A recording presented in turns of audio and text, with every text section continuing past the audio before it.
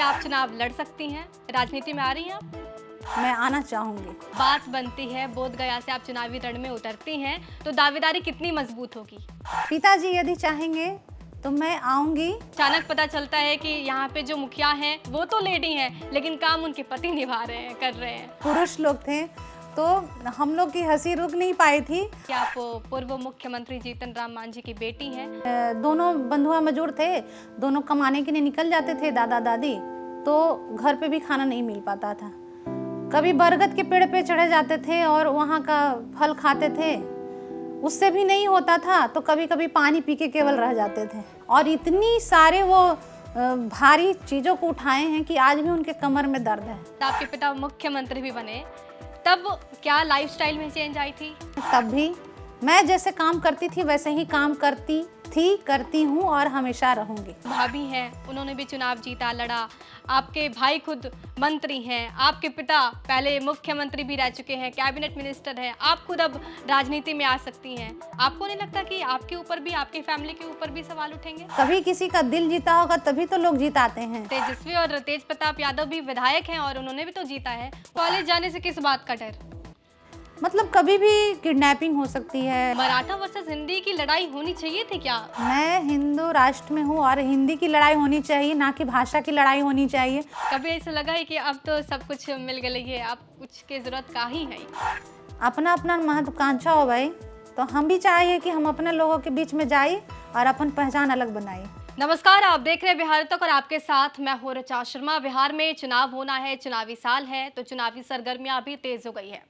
Ticket को लेकर जोड़ तोड़ की राजनीति देखने को मिल रही है, लेकिन इसी बीच एक बड़ा चेहरा और एक बड़ा नाम जो चर्चा में आ गया है वो है पूर्व मुख्यमंत्री और केंद्रीय मंत्री जीतन राम मांझी की बेटी पुष्पा कुमारी का। राजनीति इनके खून में है, लेकिन इन्होंने 12 सालों से सामाजिक सेवा की है, सामाजिक सेवा कर रही हैं, लेकिन अब शायद राजनीति में आना चाह रही हैं। ये बात मैं इसलिए भी कह रही हूं क्योंकि जिस तरीके से इनकी सक्रियता, इनके नाम की चर्चा हो रही है, माना जा रहा है कि ये चुनाव लड़ सकती हैं। इस वक्त खुद पुष्पा कुमारी हमारे साथ हैं। पहले तो बहुत स्वागत है आपका। आपका बहुत बहुत धन्यवाद ऋचा जी। पुष्पा जी, सबसे पहले शुरुआत मैं सीधा सवाल से करती हूँ। माना जा रहा है कि आप चुनाव लड़ सकती हैं, राजनीति में आ रही हैं आप? ऐसा भी मैं नहीं कह सकती हूँ क्योंकि ये हमारे पिताजी निर्धारित करेंगे। मैं सामाजिक सेवा में लग्न हूँ, बिल्कुल बहुत ही मन से कर रही हूँ और मैं चाहती हूँ कि इसमें लगी रहूँ और इस सेवा के लिए मुझे जो करना पड़ेगा मैं करूँगी। यदि मुझे मौका मिला राजनीति में आने का तो मैं निसंकोच मैं आने का प्रयास करूँगी और यही नहीं, मैं आना चाहूँगी। जी, बोधगया सीट को लेकर चर्चा हो रही है, वहाँ से आपकी सक्रियता काफ़ी देखी जा रही है। आप 12 सालों से ऐसे भी सामाजिक सेवा से जुड़ी रही हैं और सेवा करती रही हैं। बोधगया सीट चुनेंगी अगर आपको चुनाव लड़ना होगा तो?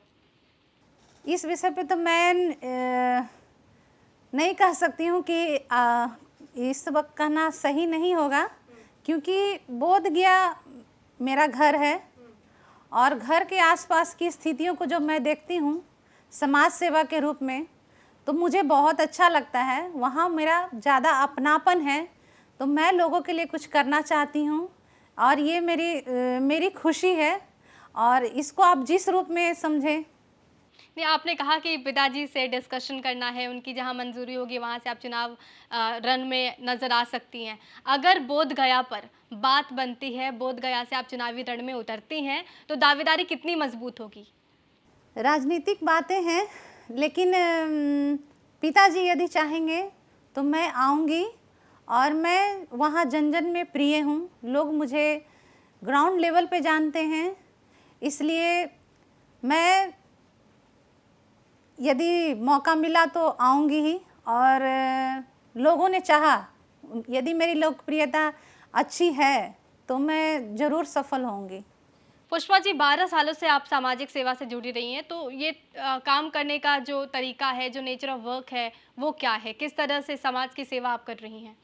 मैं ना एक महिला होने के नाते ये बताना चाहती हूँ कि मैं महिला सशक्तिकरण पे ज़्यादा ध्यान देना चाहती हूँ, क्योंकि हमारे यहाँ बिहार की महिलाएं काम करना तो जानती हैं लेकिन वो अपने पतियों को बढ़ा देती हैं, अपने भाई को बढ़ा देती हैं।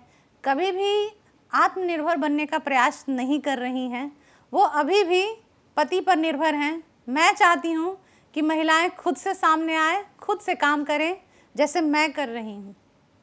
अच्छा, हमारे बिहार में चाहे यूपी में भी ले लीजिए, हमने ये बहुत टर्म सुना होता है कि सचिव पति, मुखिया पति।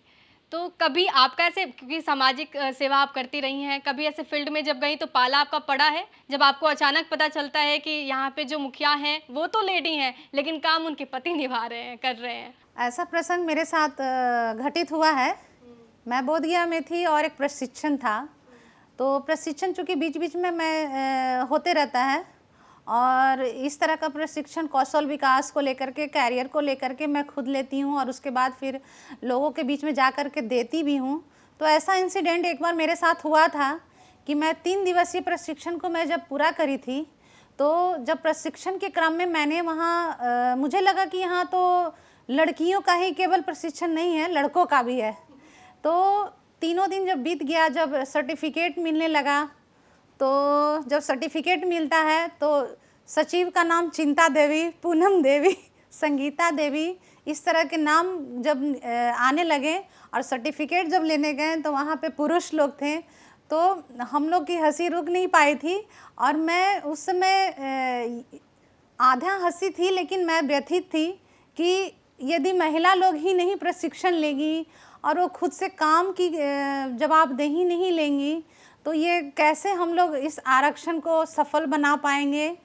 और इस तरह से थोड़ा दुख होता है कि हमको लगता है कि हमारी महिला बहन भी सामने आए, वो खुद से सीखें, तभी तो आगे बढ़ेंगे। एग्जैक्टली। बिहार की राजनीति की अगर बात की जाए तो महिलाओं की भागीदारी को आप कैसे देखती हैं?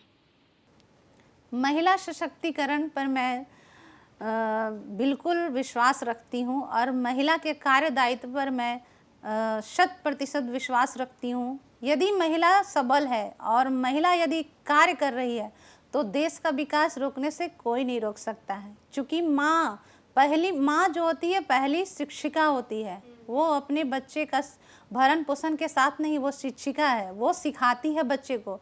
और यदि माँ का गुण बच्चे यदि सही से सीखते हैं और बच्चे का विकास सही से होता है तो उस पर भी देश निर्भर करता है हमारे विकास को लेकर के। तो माँ का शिक्षित होना और लड़की की सहभागिता बहुत ज़रूरी है, क्योंकि माँ एक दुर्गा का रूप होती है।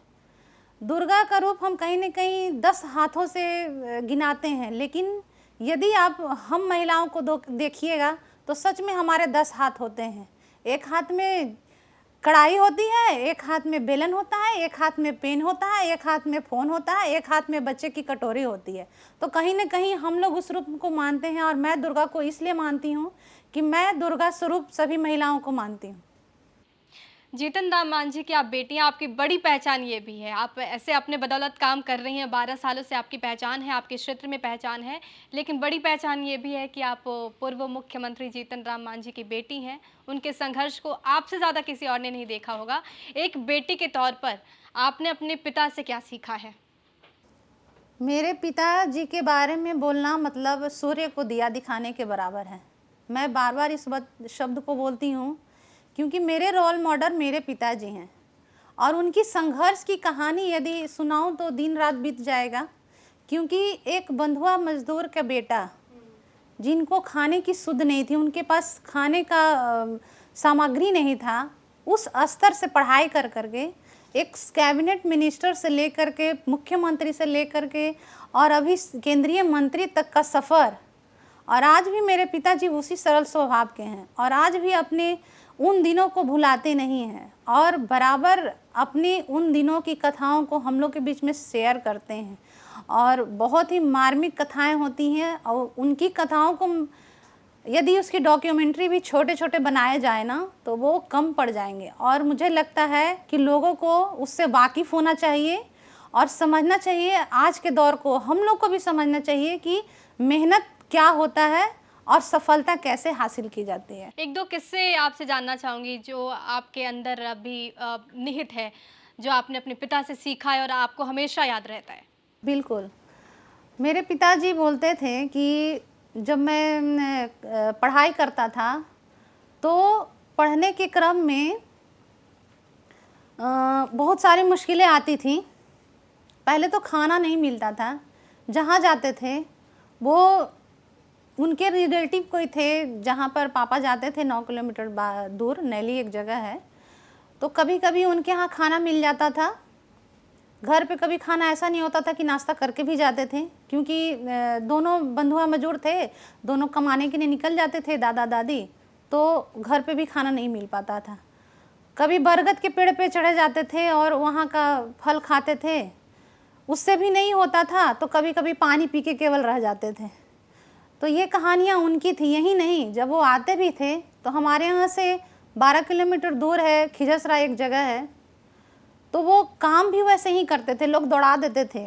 जो हमारे यहाँ के और भी लोग काम थे जिनके यहाँ पापा काम करते थे, तो कभी घोड़ा को पैदल दौड़ा के लेके चले जाते थे। सामान लाना होता था, कुछ साड़ी लानी होती थी, कुछ बाज़ार से लाना होता था, तो लोग पैदल ही दौड़ा दिया करते थे। और मेरे पापा पैदल जाते थे 12 किलोमीटर दूर, सामान दोनों हाथ में सामान टांग करके वो पैदल चले आते थे। और इतनी सारे वो भारी चीज़ों को उठाए हैं कि आज भी उनके कमर में दर्द है, उनका कमर आज भी उन्हीं के कारण दब गया है। तो ऐसी ऐसी अनगिनत कहानियाँ हैं, तो मैं क्या उसका व्याख्यान करूं, मैं तो उस लायक हूँ भी नहीं। लेकिन उस संघर्ष को आपने देखा है तो आपको पता है कि ज़मीन पे काम कैसे करना होता है और ज़मीन से जुड़ा नेता कैसा होता है। बिल्कुल, उनकी कहानियाँ सुन के, और वो वास्तविक कहानी है, कोई काल्पनिक नहीं है, तो दिल को छू जाती है वो कहानियाँ।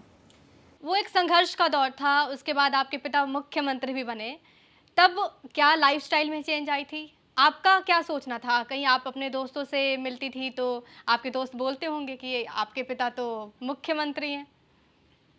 मैंने जितना अपने पिताजी से सीखा है ज़मीन पकड़ के रखना, मैं उन्हीं की बातों को फॉलो करती हूँ। मैं चाहती हूँ मेरे पिताजी मेरे रोल मॉडल हमेशा रहें, उनके पद चिन्हों पे चलूँ। और ये मेरे साथ मेरी दोस्त या कोई भी, कभी भी मैं सुलभ हमेशा रहती हूँ उन लोग के लिए, चाहे पापा मंत्री रहें ना रहें, इवन वो जब सीएम रहें तब भी मैं जैसे काम करती थी वैसे ही काम करती थी, करती हूँ और हमेशा रहूँगी। लेकिन उस दौर में क्या कुछ बदलाव हुआ था लाइफस्टाइल में? बिल्कुल नहीं, लाइफस्टाइल बदला है और आज भी नहीं बदला है और ना कभी बदलेगा।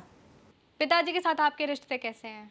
बहुत अच्छे हैं, और हम लोग के पास समय पिताजी के साथ बिताने का कम रहता है, चूँकि वो राजनीतिक क्षेत्र में इतने संलग्न हैं, इतने वो जनता से जुड़े रहते हैं कि हम लोग के पास समय कम होता है। हम लोग की शिकायत होती है कि पापा के साथ समय नहीं निकाल पाते, लेकिन हाँ, जब भी पापा आते हैं 11 बजे, 12 बजे, 1 बजे, तो रात का 1 घंटा और सुबह का 2-3 घंटा, बस वो समय होता है जब मैं चाहती हूँ कि पूरा समय उनके साथ दूं, उनके सोने तक और सुबह जागने से उनके तैयार होने तक। पुष्पा जी, एनडीए के नेता लगातार ये सवाल उठाते रहे हैं तेजस्वी यादव पर, आपके पिताजी ने भी उठाया है कि परिवारवाद को वो बढ़ावा देते हैं। लालू परिवार ने बिहार को नहीं बढ़ाया, अपने बच्चों को, अपने परिवार को ही बढ़ाया है, चाहे तेज प्रताप हो, तेजस्वी यादव, मीसा भारती हो, इन पे ज़्यादा फोकस किया, इनको बढ़ावा दिया गया। आपकी फैमिली में भी तो यही दिख रहा है। पहले आपकी जो भाभी हैं उन्होंने भी चुनाव जीता, लड़ा, आपके भाई खुद मंत्री हैं, आपके पिता पहले मुख्यमंत्री भी रह चुके हैं, कैबिनेट मिनिस्टर हैं, आप खुद अब राजनीति में आ सकती हैं। आपको नहीं लगता कि आपके ऊपर भी, आपके फैमिली के ऊपर भी सवाल उठेंगे?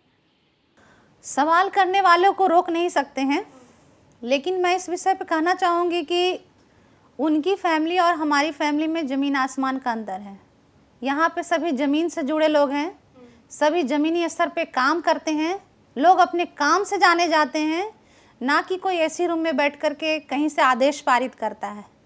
हम लोग सभी अपने अपने फील्ड में पारंगत हैं, सभी अपने अपने जगह पे काम कर चुके हैं और सभी मेहनती हैं, और ऐसे ही नहीं कोई जीतता है। कभी किसी का दिल जीता होगा तभी तो लोग जिताते हैं, और जाहिर सी बात है कि उनके काम के आधार पे उनको वोट दिया जाता है और लोग जीतते हैं। तो यहाँ कहाँ से ये बोलना न्याय संगत होगा कि ये परिवारवाद है? आप काम को लेकर वोट दीजिए, संबंध होना कोई गुनाह तो नहीं। नहीं, तो तेजस्वी और तेज प्रताप यादव भी विधायक हैं और उन्होंने भी तो जीता है, उनको भी तो जनता का समर्थन हासिल है। बिल्कुल, लेकिन हम उनके संबंध में नहीं कहना चाहेंगे। मैं अपने परिवार के संबंध में कहना चाहती हूँ कि मेरे यहाँ सभी ज़मीनी स्तर के नेता हैं, सभी काम करते हैं और सभी का हक है और सभी अपने कार्यों का निर्वहन निष्ठापूर्वक करते हैं। तेजस्वी यादव जनता से 5 साल मांग रहे हैं। वो कह रहे हैं कि बिहार का विकास करेंगे। तेजस्वी रोजगार की बात करते हैं, दवाई, लिखाई, पढ़ाई, सिंचाई की बात करते हैं। तेजस्वी को मुख्यमंत्री के तौर पर आप देखती हैं? ये तो राजनीतिक बातें हो गई, लेकिन यदि व्यक्तिगत रूप से आप मुझे कहना चाहती हैं तो और पूछना चाहती हैं तो मैं बताना चाहती हूँ कि मैंने नीतीश कुमार जी जैसा कोई भी नेता नहीं देखा है और उनके व्यक्तित्व में जो देखा है मैंने महिला सशक्तिकरण का लेकर के जो उनका विज़न है, वो विकास की ओर जो उनका विज़न है, वो विज़न मेरे ख्याल से उनमें नहीं है। वो यंगस्टर हैं, वो ठीक है, युवा नेता हैं, मगर वो व्यक्तित्व उनका उम्दा सोच नीतीश कुमार जी जैसा नहीं हो सकता है। नीतीश कुमार में ऐसा क्या खास है? बिल्कुल, वो हमारी महिलाओं के लिए बहुत कुछ स्कीम लेके आए। जो कल की महिलाएं थीं आज शिक्षित हो गई हैं, लोग निर्भीक होकर बाहर चलती हैं, वो हर तरह के कौशल में निपुण हो गई हैं, हर तरह के पंचायत चुनाव में वो आ रही हैं। ये सारे का दायित्व तो उन्होंने ही उठाया था। सभी महिलाएं बाहर आई हैं और पहले का जो थोड़ा पहले का जो समय था, मैं उन समय के दौर से गुजरी हूँ, तो मैं जानती हूँ कि उस समय महिलाओं की स्थिति कुछ भी नहीं थी। सिर्फ खाना बनाना और बच्चे पालना, ये तक निहित रह गई थी महिलाओं की स्थिति। लेकिन आज की महिलाएं वो नहीं हैं और ये सारा दिन हमारे नीतीश कुमार जी का है। तो जाहिर सी बात है कि नीतीश कुमार जी जैसा कोई भी काम नहीं कर सकता है। आपने तो मुलाकात भी की होगी, कई बार आपको चाचा नीतीश कुमार से आपकी मुलाकात हुई होगी, क्या बातचीत होती है? बिल्कुल उस तरह का कोई बात होती नहीं है। बस कभी घर पे भी आए हैं, कभी 2-3-4 जगह ऐसा हुआ है जब हमारी मुलाकात हुई है, तो बस पारिवारिक एक हाँ, हाय हेलो उस तरह का प्रणाम करना और बस फॉर्मल बातें हुई है। उनके बेटे ईशांत की भी राजनीति में आने की खूब चर्चा हो रही है। अगर वो आते हैं राजनीति में, स्वागत करेंगी आप? बिल्कुल, यदि वो उनका कार्य अच्छा है तो ज़रूर आएँ और अपने पिताजी के नक्शे कदम पर चलें तो ये उनके लिए बेहतर होगा। पुष्पा जी, राजनीति में आने से पहले एक खाका हम तैयार करते हैं, जो भी प्रत्याशी हैं, जो भी कैंडिडेट्स अगर वो राजनीति में आना चाहते हैं तो उन्होंने एक प्लानिंग बनाई होती है कि हमको ये चीज़ें करना है। पुष्पा कुमारी के लिए बिहार का सबसे बड़ा मुद्दा क्या है? मैं नारी शक्ति पे जाना चाहूँगी। जो हमारी महिलाएं शोषित वंचित हैं, जैसे 1-2 काम मैं चाहती हूँ कि मैं दिल से करूँ और उस पे अमल करूँगी, क्योंकि बहुत सारी महिलाएं जो शादीशुदा हो जाती हैं और वो ससुराल से भी नहीं सही रह पाती हैं और मायके भी उनका छूट जाता है। उस स्थिति में जब वो बाहर आती हैं तो उनके पास रास्ता नहीं होता है कि मैं किस ओर जाऊँ। ना वो मायके जा सकती हैं, ना वो ससुराल जा सकती हैं। उस स्थिति में एक बीच का रास्ता है जहाँ पर उनके लिए या तो सुसाइड जैसा हो सकता है। बहुत सारे केस मैंने ऐसे देखे हैं, उनका मन होता है, वो डिप्रेस्ड हो जाती हैं। तो मैं ऐसी महिलाओं के लिए बिल्कुल रोज़गार, आवासन और इस तरह की जो भी उनके लिए सुविधाएं हों मुहैया कराया जाए, मैं उस पर फोकस करूँगी। अभी बिहार में महिलाओं को लेकर डोमिसाइल लागू हो गया है कि जितनी भी सरकारी जॉब हैं उसमें महिलाओं को 35% का आरक्षण दिया जाएगा। कैसे देखती हैं आप? ये सराहनीय कदम रहा है माननीय नीतीश कुमार जी का, क्योंकि महिलाएं बढ़ेंगी तो देश का विकास निश्चित है और यदि आरक्षण मिला है तो महिलाएं बिल्कुल उत्साहित होकर आएंगी, उनके कैरियर को बढ़ावा मिलेगा, महिलाएं हमारे सामने से आएंगी। चिराग पासवान बिहार को बढ़ाने का दावा करते हैं। वो कहते हैं कि बिहार को फर्स्ट बनाना है, बिहारी को फर्स्ट बनाना है। चिराग पासवान कैसे नेता लगते हैं आपको? वो भी एक युवा नेता हैं और उनकी लोगों के बीच में लोकप्रियता है, लोग उन्हें पसंद करते हैं। तो ठीक है, यदि उन्होंने ऐसा चाहा है तो ज़रूर करें। अगर आप राजनीति में आती हैं तो चिराग पासवान आपके कॉम्पिटिटर होंगे, क्योंकि वो भी दलित चेहरा है। बिल्कुल, मैं किसी से कंपटीशन या नहीं कर सकती, प्रतिस्पर्धाएं होनी चाहिए, लेकिन मैं अपना कर्म करूं, वो अपना कर्म करें, बाकी राजनीति तो चलती ही रहेगी। चिराग एनडीए में है, आपके साथ है, इसलिए आप उनकी तारीफ कर रही हैं, या फिर व्यक्तिगत रूप से वो आपको अच्छे लगते हैं, उनका काम आपको अच्छा लगता है? बिल्कुल ऐसा कुछ नहीं है। वो नहीं भी थे, मैं दलगत बातें क्यों करूं, मैं तो वैसे भी कॉमन हूँ। लेकिन हाँ, चिराग जी अच्छे हैं और हर तरह से अच्छे, काम भी अच्छे कर रहे हैं और लोगों के बीच में लोकप्रियता भी उनकी काफ़ी रही है और काम उनका सराहनीय है। तो जाहिर सी बात है, इसलिए वो प्रशंसक के काबिल हैं। आपने बोला कि जब जिसको महाजंगल राज आप कहते हैं, जंगल राज कहते हैं, लालू प्रसाद यादव का शासन था, तो उस समय लड़कियां घर से नहीं निकलती थी। आपने क्या फेस किया है उस समय? मैं उसकी खुद भुक्तभोगी रही हूँ, क्योंकि उस समय में ना पढ़ना बड़ा मुश्किल काम था। आज की लड़कियां जितना सुलभ होकर के चली जाती हैं पढ़ने, उस टाइम में नहीं जा सकते थे। लोगों को एक डर था, भयभीत थी और एक कुछ भी अप्रिय घटना की आशंका लोगों के मन में रहती थी। तो मैं उससे छूती नहीं रही हूँ और मेरा ज़्यादातर समय इसीलिए हॉस्टल में कटा। मैं 10th तक की पढ़ाई तो हॉस्टल में ही बिताई। आने के बाद भी जब कॉलेज जाना भी जब काम होता था तो कॉलेज में नहीं जा पाती थी। मुझे ज़्यादातर समय घर पे बिताना पड़ा और वो मैं भुक्तभोगी हूँ उसकी। तो अब वो समय नहीं है। तो कॉलेज जाने से किस बात का डर? मतलब कभी भी किडनैपिंग हो सकती है और भी अप्रिय घटना हो सकती है, इस वजह से नहीं जा पाती थी। अभी बहुत चेंज हुआ है बिहार उस मामले में? बिल्कुल चेंज हुआ है। अब तो निर्भीक होकर लड़कियां रहती हैं। अब तो सुबह से शाम तक कभी भी, पहले तो 5-6 बजे के बाद लोग निकलता नहीं था, कोई भी घर से नहीं निकल पाते थे।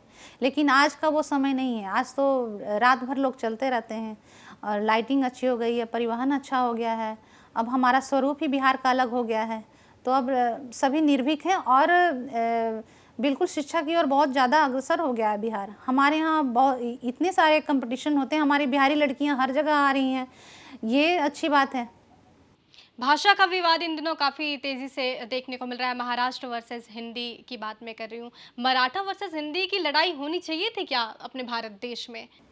मैं हिंदू राष्ट्र में हूँ और हिंदी की लड़ाई होनी चाहिए, ना कि भाषा की लड़ाई होनी चाहिए। मैं तो ये मानती हूँ, मेरा व्यक्तिगत मानना है कि क्षेत्रीय भाषा और राष्ट्रभाषा और क्या ये मायने नहीं रखता है। मैं जिस क्षेत्र से आती हूँ उसका अपना भाषा है तो ठीक है, लेकिन दूसरे क्षेत्र के जो आते हैं उनकी अपनी भाषा है, वो उनकी प्रिय है। तो इसमें कैसा विरोधाभास है मुझे समझ में नहीं आता। आई थिंक नहीं होना चाहिए। सबकी अपनी भाषाएं हैं, चूँकि हमारा देश विविधता का देश रहा है और इसमें भाषा को लेकर के लड़ाई बिल्कुल ही सही नहीं है। गया में क्या बदलाव हुआ है इन दिनों आप जो देख रही हैं, पहले और अभी क्या बदला है? गया में शिक्षण संस्थाएं बहुत बढ़ी हैं, लड़कियां बहुत आगे आई हैं, लड़के भी बहुत आगे आए हैं शिक्षा के क्षेत्र में। प्लस जितने भी पहले मार्केट था गया में, हम लोग कुछ भी नहीं मिल पाता था, अब गया में हर कुछ सुलभ है। जितने भी एक आप स्मार्ट टाउनशिप के बारे में आप बात, जो भी सुविधाएं होती हैं वो हमारे गया में उपलब्ध है।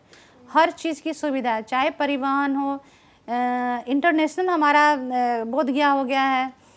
तो और भी आने वाले समय में बहुत कुछ बदलाव होने वाला है। अभी कॉरिडोर वगैरह का जो वहाँ लागू हुआ है, तो इसके कारण हमारा गया बहुत ज़्यादा बदलाव की ओर जा रहा है। पुष्पा जी, पहले आप बस जीतन राम मांझी की बेटी थी, लेकिन अब आप एक मंत्री की बहन भी हैं, एक विधायक भाभी हैं आपकी, उनकी भी आप रिलेटिव हैं, आपके पिता खुद कैबिनेट मिनिस्टर हैं। कभी ऐसा लगा है कि अब तो सब कुछ मिल गई है, आप कुछ की ज़रूरत का ही है?